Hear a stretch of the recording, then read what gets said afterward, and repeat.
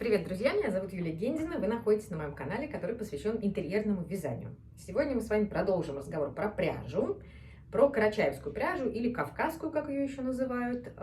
Если вы пока не знаете, что это такое, посмотрите мой ролик про карачаевскую пряжу, чтобы понять, что это в принципе такое. Вы, наверное, видели на моем канале в Телеграм, как я рассказывала, как я ее заказывала, и что мне там рассказывали, и как мне предлагали положить какие-нибудь веселенькие цвета вместо тех, что я хотела.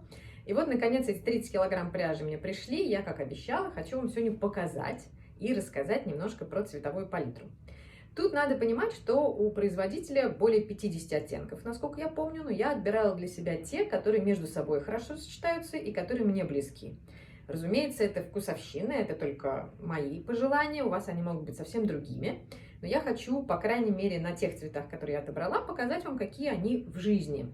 Безусловно, нужно делать скидку на передачу цвета камерой, но, по крайней мере, вы получите более-менее представление. Итак, что же мне привезли? Ну, в первую очередь, мне интересен был белый цвет, потому что в предыдущий раз я заказывала молочный цвет. Собственно, молочный цвет, он у меня фигурирует вот в этом пледе в кельтском, который мы сейчас с вами вяжем. Вот этот вот. А молочный цвет, он у этого производителя слегка такой вот имеет оттенок чуть розоватый, чуть-чуть. Вот такой вот молочный. Мне хотелось попробовать белый, и вот пришел белый. Вот вам для сравнения. Белый и молочный. Я очень довольна цветом. Он действительно чистый, хороший, белый цвет. Такой, как пенка прям на кофе. Очень хороший. Я довольна. Буду его сочетать со всем. То есть все остальные цвета, которые ко мне пришли, с этим белым прекрасно будут смотреться. Но, может быть, кроме бордового, но я сейчас попозже к нему вернусь. Итак, белый абсолютно оправдал мои ожидания. Дальше горчица. Горчица пришла такая же, как в предыдущей поставке, но не вся. Про горчицу карачаевскую нужно понимать, что на самом деле их существует как минимум два оттенка. Бывает вот такая горчица, она с легким травяным оттенком. А бывает вот такая горчица. Вот посмотрите. Разница очевидна. Это такая горчица больше в рыжину. Эта горчица более, я бы сказала, натуральная. То есть слегка травяная, а это вот прям такая рыжеватая, возможно. Вот. Тут ничего не поделаешь, какая придет, такая и придет. Попробуйте у продавца, конечно, уточнить или попросить, да, что вот мне лучше вот травяной оттенок или рыжеватый. Ну, возможно, вам повезет и вам положат то, что нужно. Вот из такого рыжеватого у меня, например, шапка есть. Вот, видите? Так, горчица, конечно, беспроигрышная. Я планирую ее, ну, помимо молочного и помимо белого, да, вот с белым, прекрасно. Это будет похоже на вот это вот сочетание. Да, надеюсь, вам видно. Ну, кроме того, горчица, конечно, отлично будет сочетаться с серым. Серый у карачаевской называется сталь, да, ну, классическое сочетание.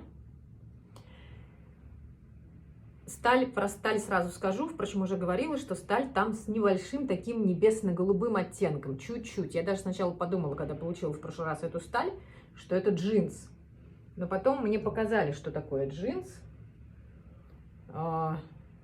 Джинс вот. Ну и разница очевидна. То есть вместе с джинсом сразу стало понятно, что это действительно серый, действительно стальной. Вот, так вот. Сталь с горчицей. Отлично. Еще с горчицей я бы попробовала темно-синий. Посмотрите. Это ярко довольно, сильно контрастно, но может быть очень красиво. Я к этому синему еще вернусь.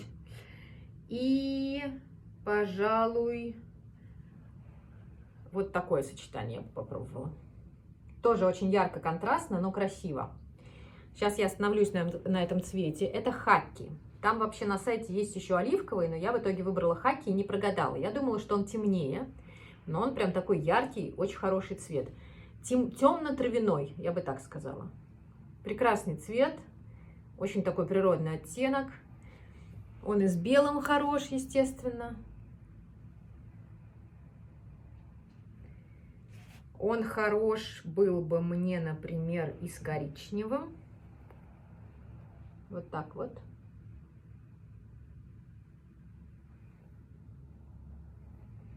И с молочным. В общем, травяной красивый прям. Рекомендую. Он называется хаки. Это я его называю травяным. Так, темно-синий обещала вернуться. Очень благородный, действительно. Там у него производитель несколько синих всяких цветов. Вот есть джинс, да. Я хотела потемнее. Вот это темно-синий. Хороший прям.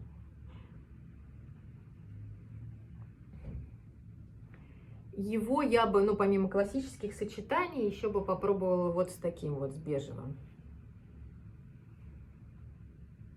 Это тот самый бежевый, который отдает в персик, который я взяла на свой страх и риск.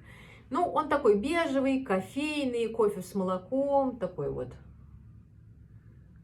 Ну, ничего такой, нормальный.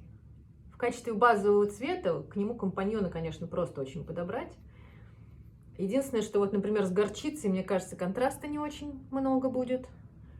Вот к нему либо синий, ну, либо хаки я бы подобрала, было бы хорошо тоже. Но вот, если прям очень хочется, возьмите его, но такой себе, вот так красиво. А вот так я бы уже не стала. Хотя цвета вроде подходят и контрастные, и все, но как-то слишком ярко. Вот это вот темный бордовый цвет, он меня разочаровал больше всех. Он на фотографии казался ничего еще, но для меня слишком яркий. Я бы вообще сказала, что это вишневый. Не тот оттенок, который мне нравится. Но если вам нравится, то вот он прям вишня. Что с ним делать, я не знаю. Никакое сочетание мне особенно не нравится. Посмотрим. Пока не понимаю, что с ним делать. Белый для него слишком яркий. Молочный слишком детское получается какое-то сочетание. Не знаю пока. Подумаю. Вот такие вот цвета. Кажется, все вам показала. Еще купила на пробу носочную пряжу. Носочная пряжа, она с шерстью. И она чуть тоньше. Все, что я показывала, это трехнитка. Носочная чуть тоньше. Носочная классическая палитра вот такая вот. То есть вот самые такие, знаете, вот первое, что мы представляем, когда говорим о носках, это вот такие вот носки, которые вязали еще наши бабушки. Вот. Цветовая палитра сдержанная, такая пушистая немножко. Ну вот светло-серый, да, темно-коричневый и такой, что-то среднее между коричневым и серым. В самой пряже как будто бы есть некоторые вкрапления в цвет немножко, особенно вот в темный. Посмотрим, что будет. В любом случае, это не классическая носочная пряжа, то есть она толще, чем, вот, например, вы вяжете 420 на 100, например, да, спицами 2 или там 2,5. Нет, эта пряжа толще. То есть ее там под спицы, например, 3,5-4 я бы вязала, но попробую, по крайней мере. Вот, но эти носки должны быть и теплые, и неубиваемые, и, в общем, ничего с ними не должно случиться. Вот, надеюсь, что я вам немножко помогла. Может быть, вам будет попроще ориентироваться теперь.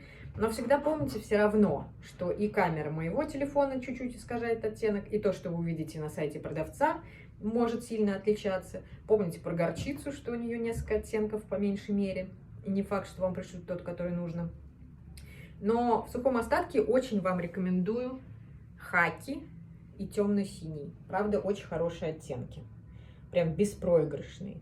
Неплохой белый, неплохой джинс, хорошая горчица. Но вот эти два прям вообще отличные. Трехнитка. Про двухнитку не могу ничего сказать. Вот. Желаю вам приятного вязания. Покупайте пряжу, вяжите из нее, а не просто храните у себя ее в тумбочке. И будьте обязательно здоровы. Пока.